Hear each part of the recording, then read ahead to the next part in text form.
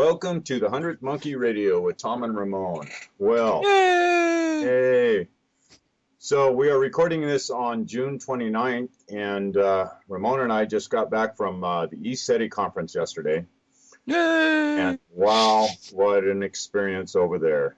I want to really send out my love and gratitude to everybody that was there.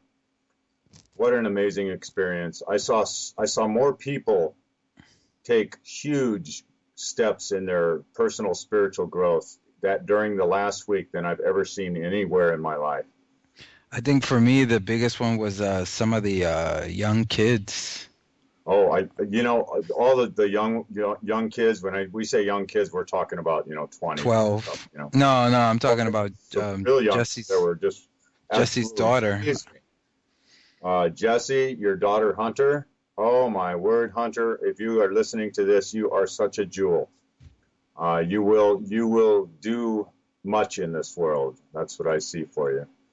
So, and Jesse, I know you'll be listening. I love you guys. So, anyways, we had such a great time over there. All the speakers were fantastic, and we will be getting both. Let's see, the only ones we missed before now for the show is Neil Kramer and Seafood Jenny Lamb. Isn't that right, Ramon? Yeah, Seafood Jenny Lamb.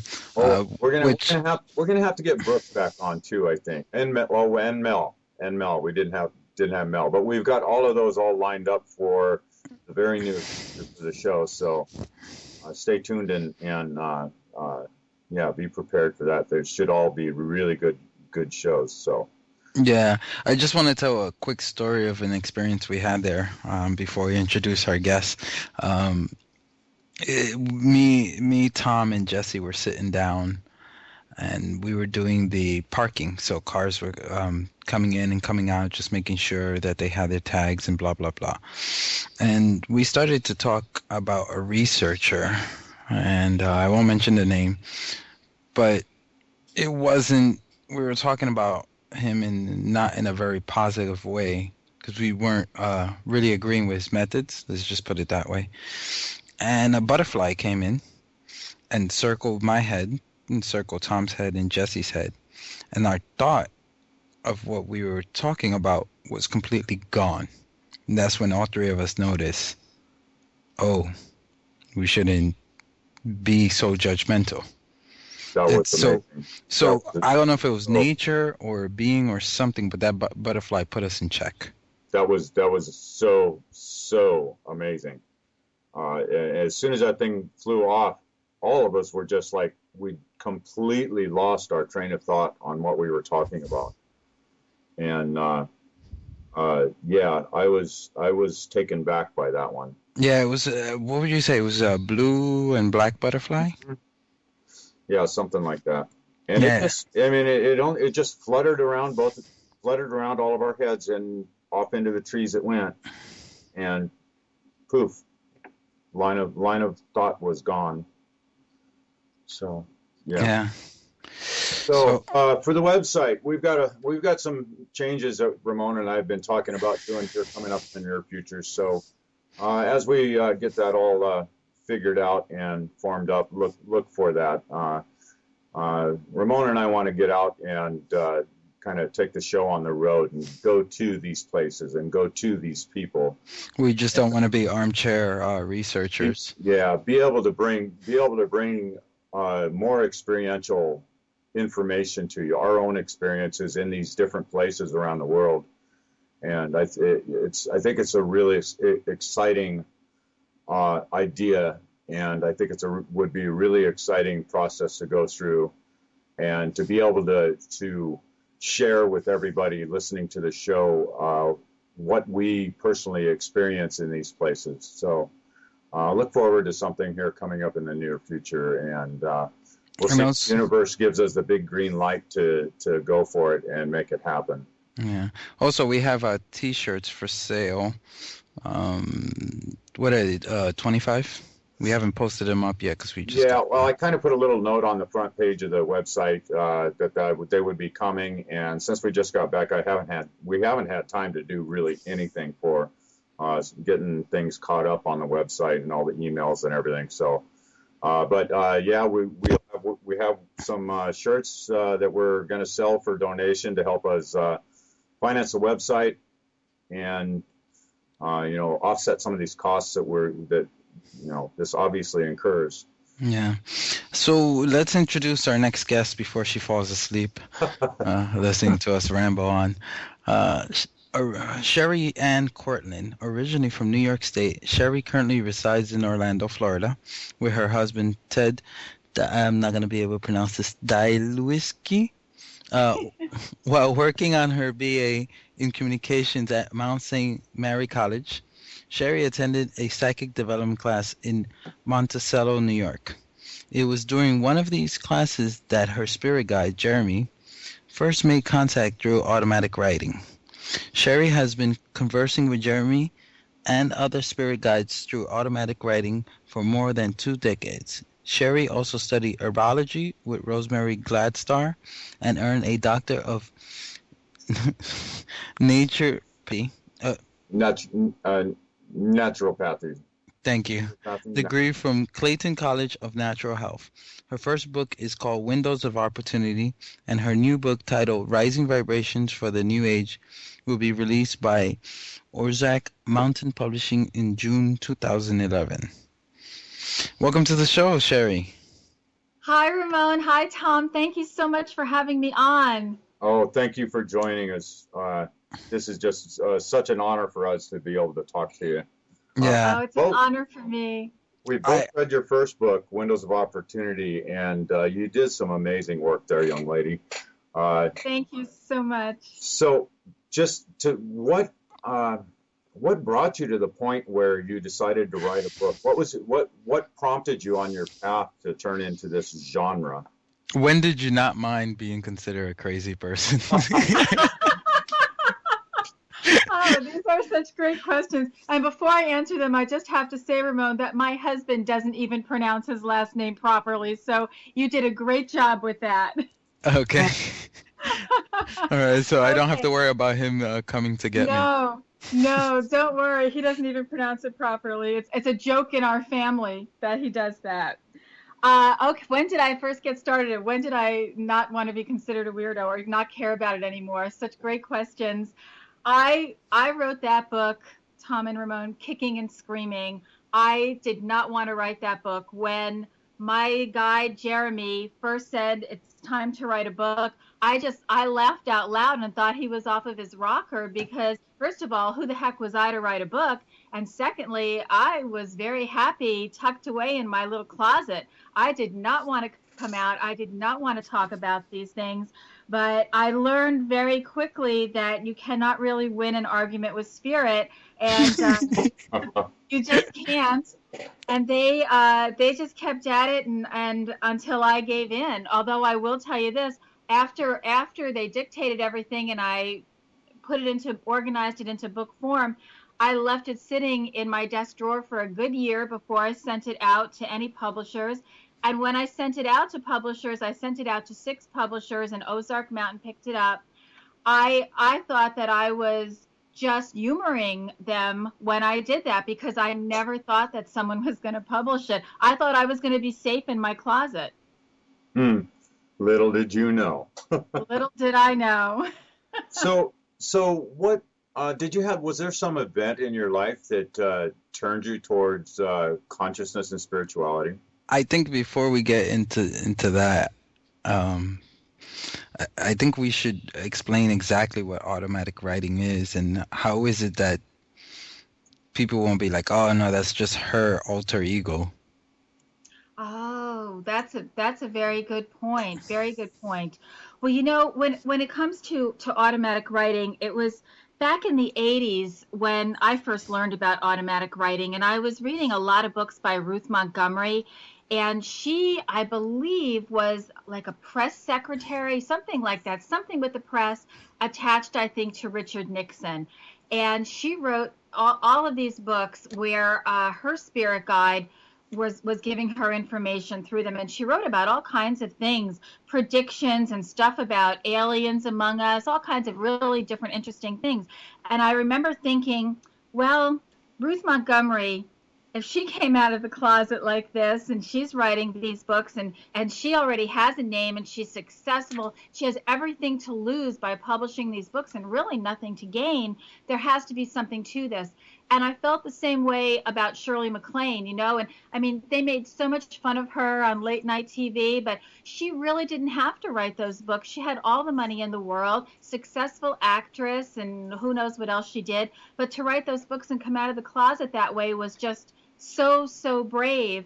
And I thought to myself when I was reading Ruth Montgomery books, there was just a point where I had read so much, and I thought, I really want to experience, just like you guys want to go on the road now, you don't want to be armchair researchers. I so get that. I wanted to make direct contact, and I think that I was so driven to make that direct contact because there were books that were waiting to be written. But of course I didn't know that back then, and it's a good thing because I probably never would have started the automatic writing. But automatic writing is just a way to contact. It's just one of the ways to make contacts with your spirit guides and other entities who are on the other side, and even angels. Some people talk with Michael or Raphael and different angels. It's a very safe thing to do. And how do I know that I'm not talking to my alter ego? Well, because I just don't think that I would come out and talk about these things just to promote myself. I really didn't want to come out of the closet, and I really asked so many different questions of the different guides, and until I was really safe and secure that I wasn't crazy, I didn't come out and I didn't talk about these things. But I think that if you do question yourself and think you're crazy, that means you're not. Yeah, I can tell you really put yourself on the line reading the book. I guess we should jump into Tom's question. Sorry, Tom, I didn't mean to cut you off. Oh, no problem, Ramon. That was a good one to bring up first. So anyway, I hope you don't make me sleep in the backyard now. Oh, that's all right. That last 15 miles to the airport tomorrow that you have to walk might be a little rough for you. But no worries. So Sherri, was there an event in your life that prompted you to start asking questions?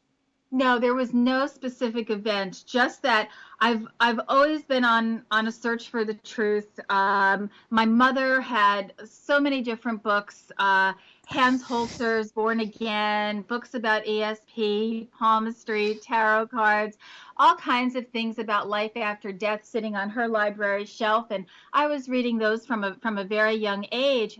And now that I think about it, there is something that might have started me on this path. I was sitting in church one day. I started to go to church with my first husband's family, and I remember them talking about the fact that if you were Catholic and you had like statues of Mary, or you wore a cross that had Jesus Christ on it, that was considered idolatry and you were going to go to hell. I remember that. I remember going, yeah, that's crazy, right? Because my whole family is Catholic. This happened to be a Baptist church. And I remember going and talking with that pastor afterwards, and he was just so sure of it. And that was the first thing. And then there was another sermon that he did, and I'm not knocking religion here. I'm just saying that, sometimes you have to question these things, where he said that Satan planted the dinosaur bones, that there was no such thing as evolution. And what do you picture in your head? Like Satan, like Johnny Appleseed, just throwing dinosaur bones all over for us to find years and years later. It just didn't make any sense to me. And so I guess if there was any real turning point where I started to diverge from religious practices more to spiritual practices, I think that was the timing. That was in the 80s. Yeah. I want to dive right into relationships, and being that you wrote it in the book, I'm guessing you don't mind this being out there. If there's a part in your book where you talk about gaining your power back, and there's so many men and women in relationships where I'm like, just get out. Yes, this story will touch a lot of people. I've seen and I've gone through something very similar. I'm sure. Would you explain that whole relationship villain thing? Oh Frenemy. yeah, I'd be happy to. I'm sure that we've all had many relationship villains in our lives.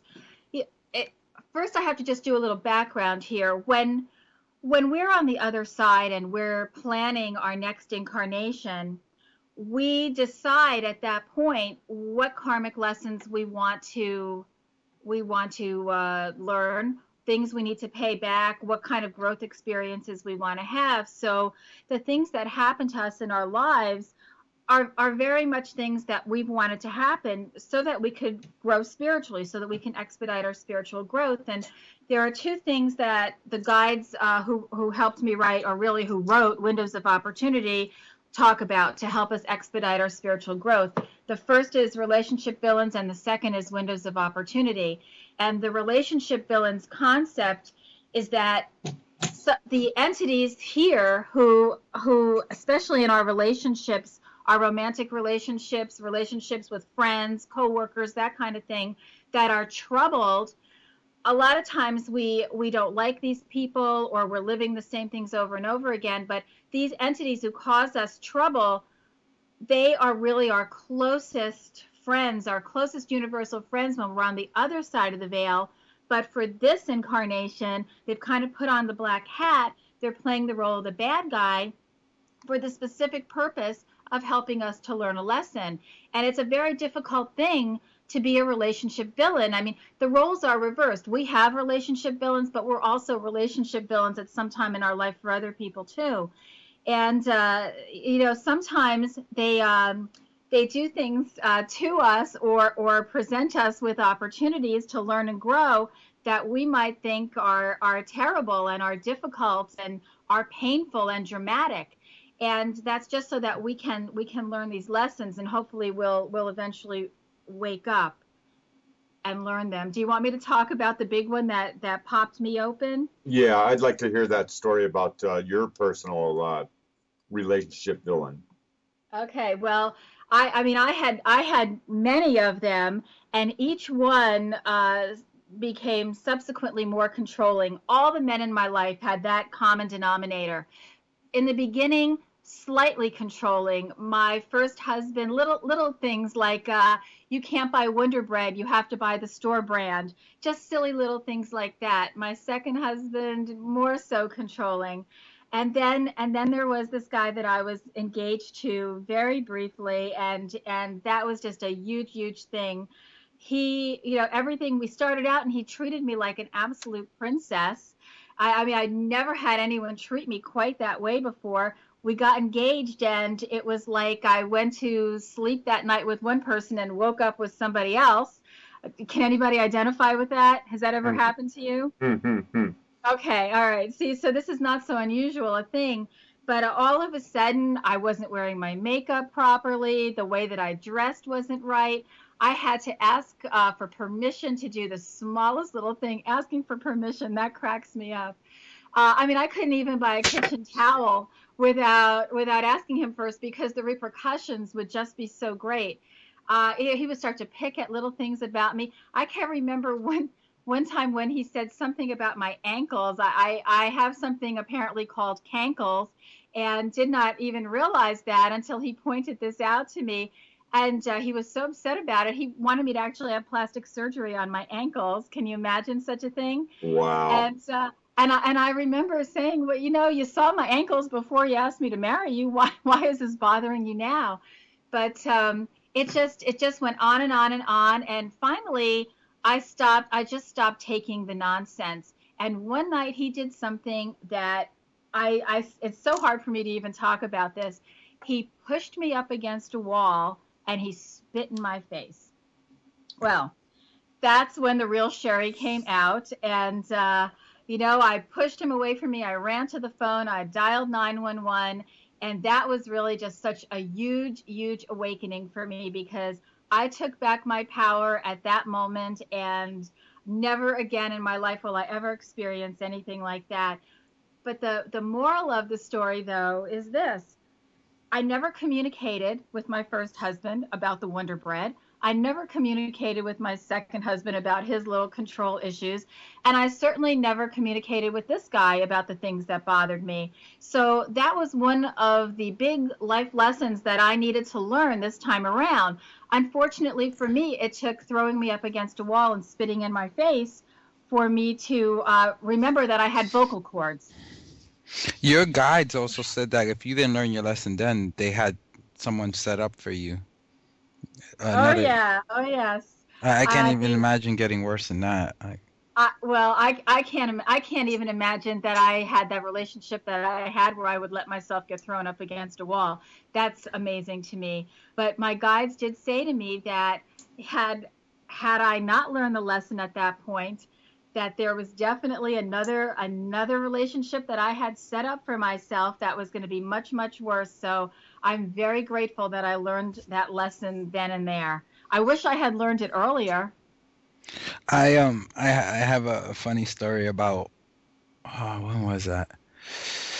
Maybe 6-7 years ago. I was dating this girl, and she's from Japan, and she asked me for permission to go to the bathroom. And I always found this very ridiculous, but it's very common in the culture to ask permission.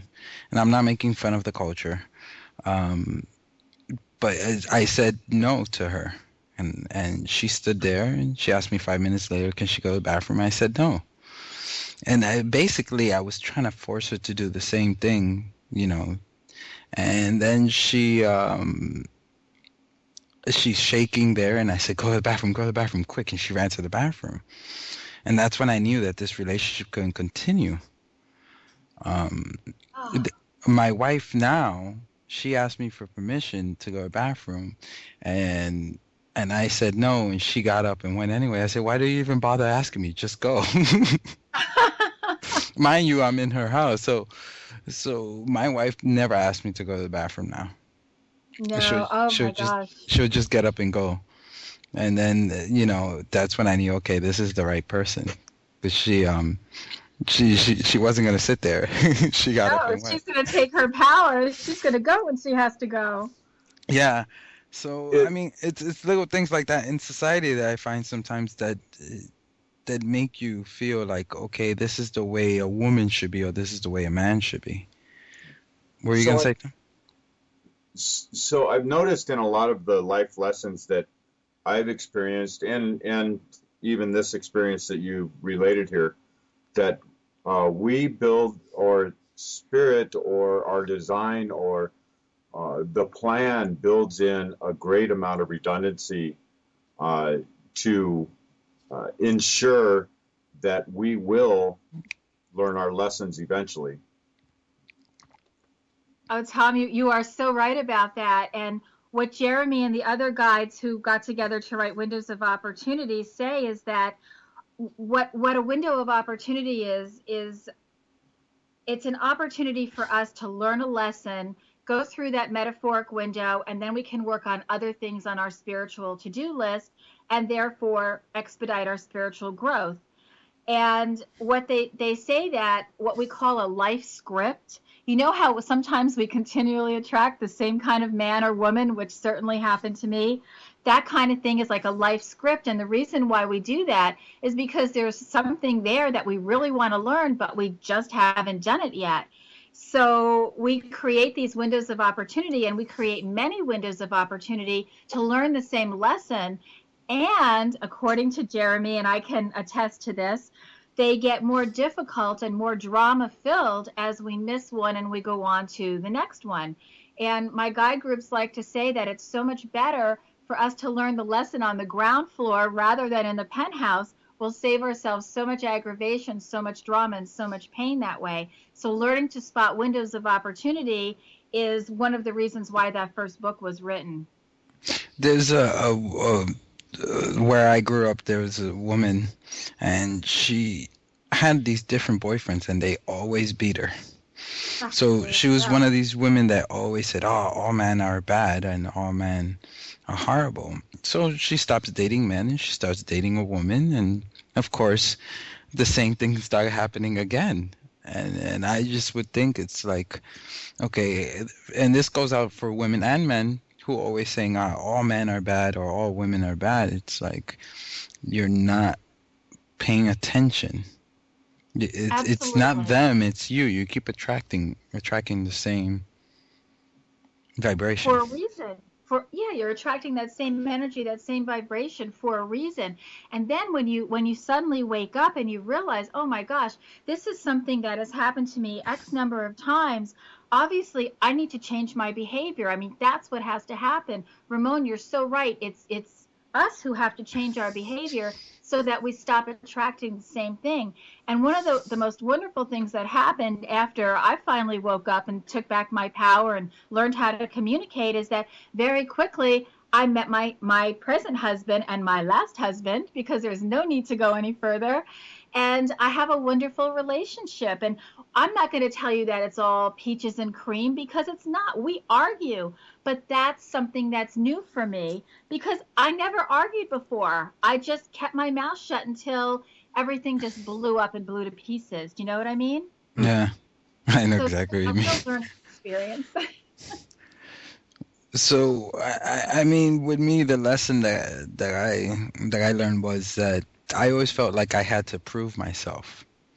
And in my last relationship, it was one obstacle after another of constantly proving myself to this person. And finally, I cut it off. And now with my wife, I never have to prove anything. There's nothing to prove. So at some point, you figured out that you had a life script and you changed your behavior. Yeah. Because as a kid, I was always the kid who, something happened, you blame Ramon. Oh. I mean, I got blamed for stuff that was just like, I'll give you a quick example. There was this guy, and he was a famous graffiti artist. And he would put graffiti all over people's trucks and people's homes and things like that. And he was well known in the graffiti area. And finally the store owner comes to my parents and tell my parents. And my older brother was like, "Oh, you sure you didn't do it?" And I was like, "Let me ask you a question." I said, they're saying that I'm so and so. I don't want to say the person's name. And I said, "You know him?" And he goes, "Oh yeah, you're because everybody knows my handwriting. I have a horrible handwriting." So he was like, "No, his stuff is too beautiful. That's definitely not you." So that's what saved me from that point. But the point was that everybody was consistently blaming me for everything. So So that's at what my point little did you lesson. stop that? At some point that had to stop for you, right? That doesn't happen anymore? With my last relationship that I was engaged to her, where I consistently was trying to prove to her and her parents that I was a good enough person. Mm. You know, but it was starting with this. Let's talk about bullies, Ah, okay. the frenemies. Yes. All right. Well, that's what relationship villains really are. They're like frenemies, like that whole Paris Hilton, and I can't remember the name of the other girl that she was friends with and then not friends with. Friends in private and then not friends in public. It makes for good publicity, kind of thing.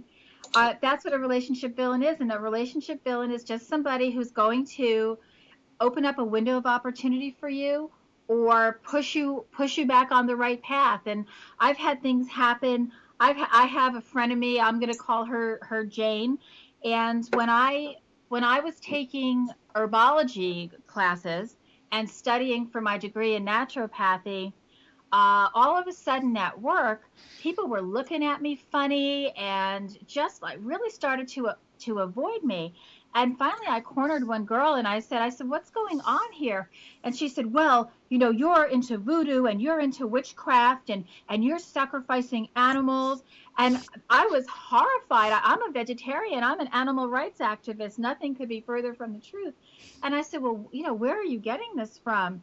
"Oh, well, Jane told us." Well, Jane was one of my best friends, and I just couldn't imagine, why she was doing this. And bottom line is that I ended up losing 2 promotions at work because of the things that she was saying. And she was very mad at me. Jane was very mad at me because I was leaving my then husband, and her husband, my husband at the time, the 4 of us, we were very, very close. And I guess she just didn't want to break that up. And she was doing everything that she could to get me to stay with my husband. Now, in retrospect, I have to say this. My guides have told me that had I stayed with my husband, I could have worked out these issues that I had and learned my lesson in a much gentler, that big lesson that I learned in a much gentler way. I did not have to be pushed up against a wall and spit on to learn that lesson, but I chose to move on, right? So as a relationship villain for me, she was trying to really keep me on the easier path. And then with regard to the promotions, what's very interesting about that is I did lose those 2 promotions, but there was really no place to go from those promotions. I ended up getting a much better promotion about a year or so down the line and ended up becoming director of specialty sales for my resort. And I never would have been able to go that high up had I got either one of those other promotions. So while I very much was unhappy with Jane at the time, at this point, now understanding more about relationship villains and these things from my guides, I want to give her the Spiritual Academy Award because she did such a great job. Isn't it amazing the way the synchronistic world works mysteriously like that? It's just amazing. Well, look at that butterfly that popped in on you guys, right? Right. I mean, that's a message. That's synchronicity. Yeah, that was a very clear-cut message. We just sat there for 5 Absolutely. minutes. Yeah. And so I wanted to go into certain things that happen in our life, like accidents and people getting sick and deaths, that, not only affect that person, but affect everybody around them. What do your guides say about that? Well, the guides say that accidents are just huge, huge windows of opportunity. They create windows for learning and growth, not just for one person, but for many, many people, because one single accident, I mean, let's just talk fender benders here, but I mean, one fender bender accident, think how many lives are touched. You've got the person who causes the accident, who we'll call the relationship villain for this. They get the whole thing going. And then, if you need medicines, you're going to be talking to people in the pharmacy. You go to the doctor, families on both sides, friends on both sides, co-workers. There are so many lives that are touched just from one single fender bender that gives so many different people an opportunity to react a given way and learn a lesson or deal with karma. Accidents are huge, huge things from a karmic standpoint. So it's almost like the web gets shaken. Yes, exactly like that. Because we're all connected. We're all connected. How about, so most people would think like, okay, so accidents, but on a more severe note, for example, serial killers or murders of passion, what is it is that also a window of opportunity, or is that something else? My guides tell me that when we're on the other side and we're planning our lives, we do not sit there and plan to murder someone or plan to be murdered. That's something that they say comes from sort of like a short circuit in our brains. A lot of times things happen when, talk about a serial killer, when they're very young. Perhaps they're very, very much mistreated by their family, their father, their mother, something happens that snaps something in their brain. A synapse just doesn't fire correctly. The battery just isn't working right. And a lot of times, with the serial killer, they start off with animals, that kind of thing. And there are opportunities for people to see that something's wrong and to take action long before they get to the killing of human beings stage. So let me, excuse me for breaking in here. So would you say that what is happening there for that, say the perpetrator, the one that would be turning into this monster, would you say that something that happens in their life to trigger that would be like an irretrievable life path or life plan for that person? Something happened to totally turn all the circumstances completely out of line with him being able to gain whatever it was they were supposed to gain in this life. Did I articulate that enough? You understand? I think you're absolutely right, Tom. I think you have a great understanding of this. This is a very difficult subject. It's a hard subject to talk about. It's a hard subject to even listen to about because the emotions run so high for this kind of thing. But when we're planning what we're going to do and what we're going to learn, we have a tendency sometimes to put too much on our plate because we want to make a lot of progress. And so sometimes we put ourselves into situations that we think that we can handle, and then sometimes we just can't, or maybe something changes in the circumstances, and then what happens is just too much for us to bear, and we have that short circuit. And when that happens, it's a terrible thing, because if someone is murdered, then all of the windows of opportunity that person is supposed to be a part of for himself or herself and for others, all the different roles and things that they were going to play for themselves and other people, that's just gone. It's gone. And so then at that point, our higher selves and our guides, they really have to scramble, and they have to work out new windows of opportunity. Our higher selves are always connected. They're in contact with us, whether we realize it or not. And so they'll get to work and they'll create new windows of opportunity, but it creates a lot of motion, a lot of movement. It's amazing. So someone, for example, like Adolf Hitler, he was abused as a child, and he grew up and he became, lack of a better word, this monster. Yeah.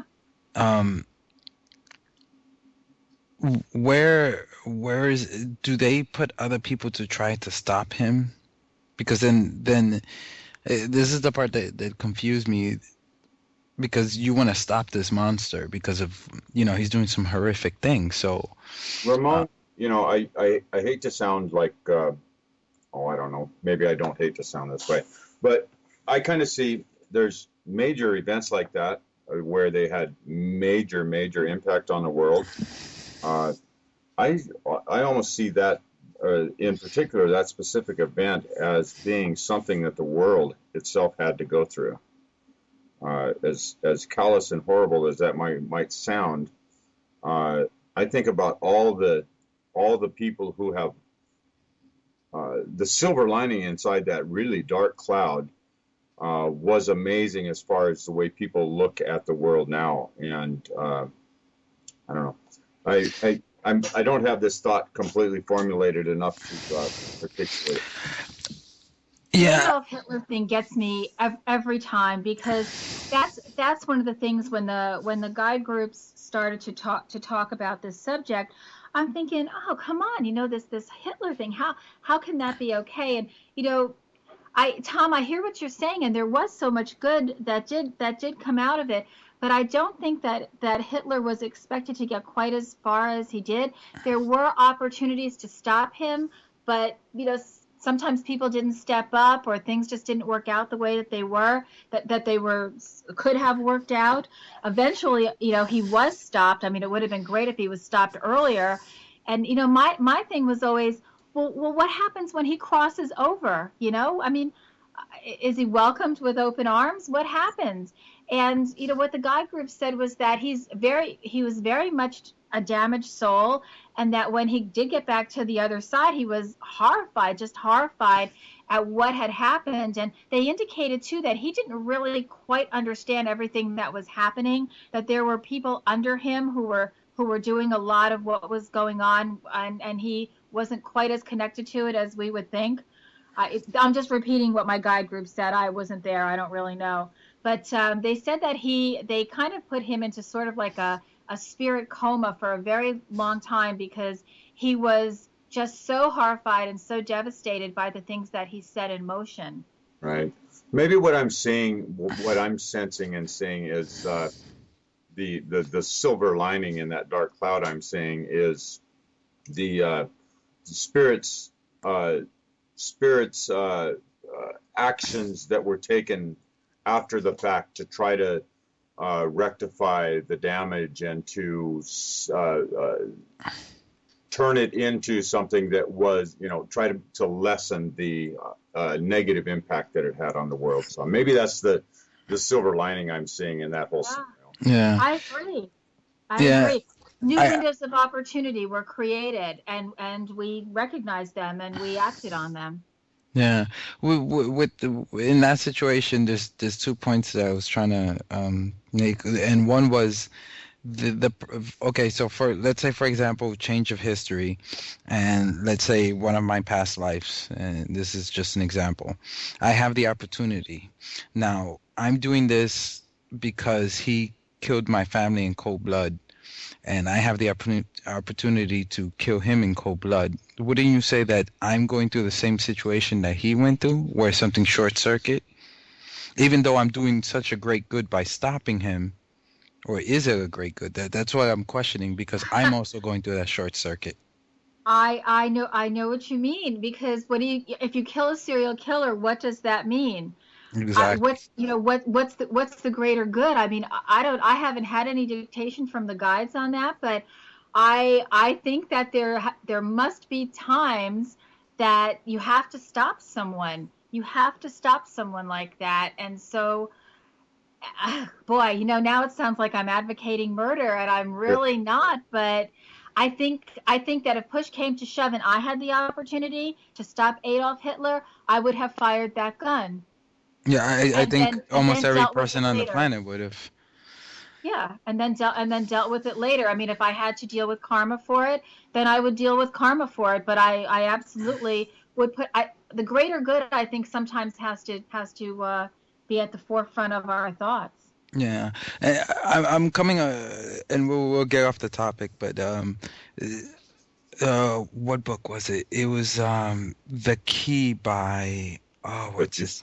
Yeah, Whitley Strieber, where they talk about that our society should have been more advanced, but because of the Adolf Hitler type, he had murdered parents that would give birth to these kids that would have developed all this technology, and our society would have been more advanced. Oh, I so agree. We could already perhaps be, at the fifth dimensional level if that hadn't happened. I absolutely agree with that. What book was that by Whitley Strieber? The Key. The Key? I have not read that. I have to write that down. Yeah, I thought I read all of his books, but I didn't read that one. How long ago did he come out with that book, Tom? Do you know? Oh, Whitley Strieber's The Key was, in the 80s sometime, wasn't it? Was that? So wasn't it? No, it happened to him in the 80s, but I think he waited a long time. I've got it here somewhere. I'll start pushing all your books around to look. I've got all of his books here about when he was taken, but I didn't realize that he had written that one. Yeah, this one was more someone like walked into his hotel one day and started telling him all these things. But if you listen to the interview with William Henry, it's an amazing. No, 2001. No, with not William Henry, with George Knapp on Coast to Coast. 2001, Ramon. I got the book in my hand. Okay, yeah. I know he waited like a long time before putting it out. Oh, I can't wait to read that. I'm glad you brought that up. Oh, it's a good one. Yeah, it's a really good one. It makes you question many things many times. So, let's see. Have we taken that as far as we want to go there with the relationship villains and that aspect? I kind of like to get into. I really like the way you describe the guide group. I think every one of us has that capability, and if not a full group, I think we have access to creating that full group. Oh, I absolutely agree. You know, when I started to do automatic writing and I had just gotten to a point where I really wanted the direct contact with my guides. I had read so many books, I had seen so many workshops. I just wanted that direct contact, and that's what really got me going. And then Jeremy was the first guide to come through, and he's my main guide for this incarnation. And when it came time to write Windows of Opportunity, it was Jeremy, another guy named Alexio Porath, who had done some writing with me back in the 80s, late 80s. And then this is very interesting. I think they brought in some of my family members who are currently on the other side of the Veil. veil. Thank you. I'm just now thinking about my grandmother here. I think that they did this because they wanted to keep me in line, and they knew that I did not want to write this book. So they made my grandmother the spokes guide for this guidebook, opportunity, because they know no matter what side of the veil she's on, I am going to obey my grandmother. There you go. So, yep, there you go. So No that matter. and one of my aunts and a cousin of mine also, and then some other guides, they came together for this book. Yeah. Wow, that's quite amazing. And then for the second book, it was a whole different guide group. I had a new guide named Gilbert and his group that dictated much of the information for raising our vibrations for the new age. And when I thought I was basically finished and I was about to start to organize all of that information from them, I was meditating outside in my front yard, actually. And I had a new guide come in, Aknanda, and this is going to blow your mind a little bit, of Aknanda and the Arcturians, so a little galactic influence now. And he popped in and had some information to give me for the new book. So I actually had two new guide groups for the brand new book that just came out, and then my family keeping me in line for the first one. Yeah, I want to kind of save the stuff for the second book for the second hour. Okay. I would like to go into your contact with the people outside of this planet, the non-terrestrials. How I was reading it in the book. Oh, okay. You really want me out of that closet on this show? Oh yeah, fully. Absolutely, absolutely. Okay, well, let's see. I mean, there has never been a doubt in my mind that there are folks here from other planets. I've never liked the whole abduction scenario. You know, my guide groups tell me that no one was abducted that didn't agree to it, but you know, that's something that we agreed to when we were on the other side. Of course, when we get here, you know, we forget all of those agreements that we made, and I can't think of anything more scary, really, than to be abducted. But there's just never really been a doubt in my mind about that. But when I was a very little girl, like 5 years old, 4 years old, 5 years old, I had mice friends, my mice friends who lived under the bed. And my guide group informed me that really what was going on was that I had a change of heart and did not want to stay here. I wanted to go home very, very badly. And Can't blame you. so, yeah, right? Thank you. Thank you for that. Like, no, this is not why I signed up. Take me home, beam me up, Scotty. And so anyway, the ETs were coming to visit me and kind of give me some galactic therapy here to help me get through this. I guess some things had kind of changed for me, and the circumstances I thought I was going to have growing up just weren't really going to be there for me, and I just wasn't wanting to be there and truly wanted to go. And anyway, they said that I couldn't go because the timeline, you were talking timeline earlier also, right? About where we might be if it wasn't for the Hitler thing. Right. The timeline for the things that I needed to do, it was going to be hard for me to get back in body and to find the right situation and to be on the right timeline. So I really kind of had to stick it through. Although when I was little, I understand that I had pneumonia and I was constantly getting sick and doing everything that I could to get the heck out of here. You had your thumb out there, huh? Looking for a hitch. I did. Pick me up. I'm going home. Yeah. Oh wow. So much for the mice, right? So have you had any other any more experiences? Did you have any other experiences before you started communicating with your guide group?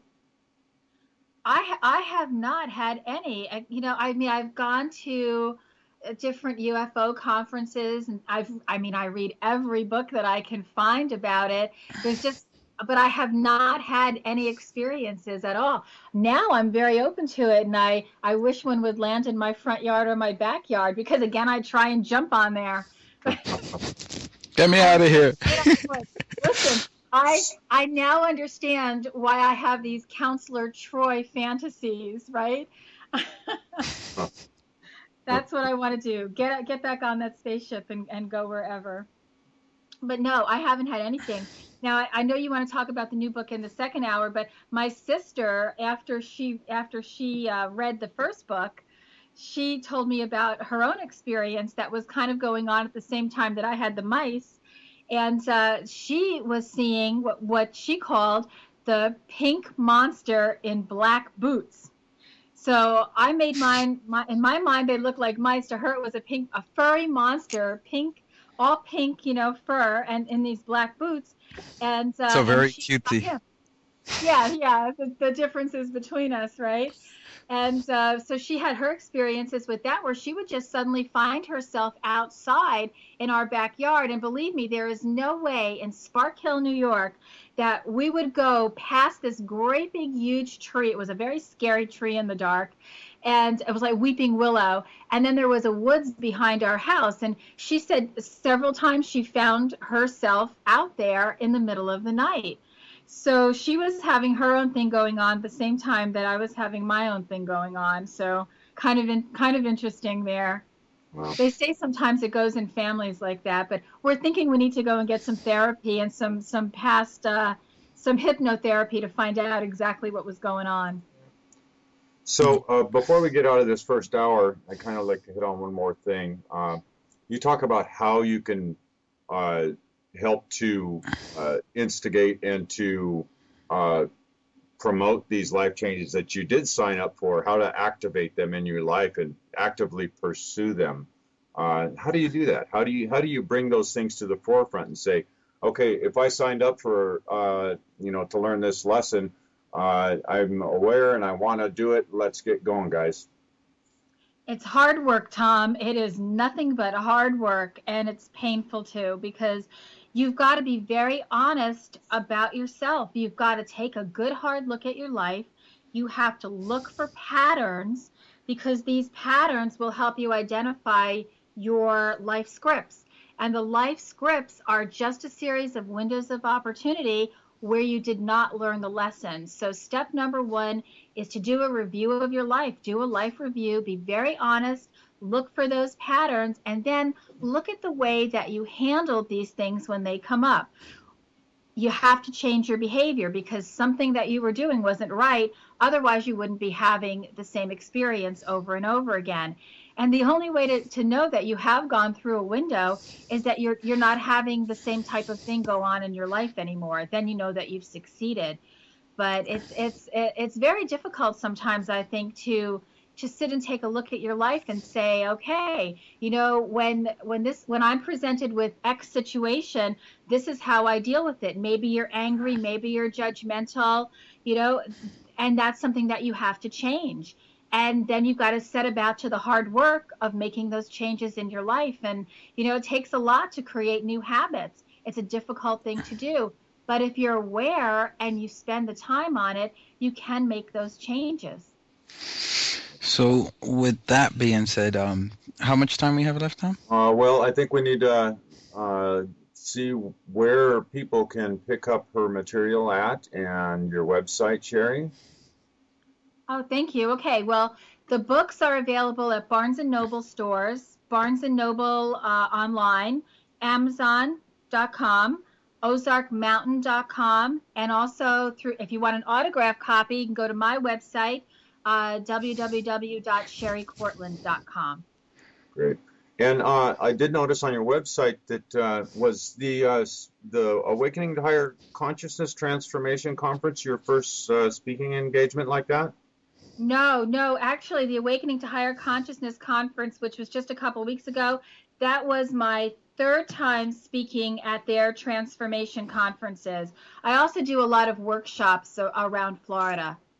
Right. Yeah, you've got some.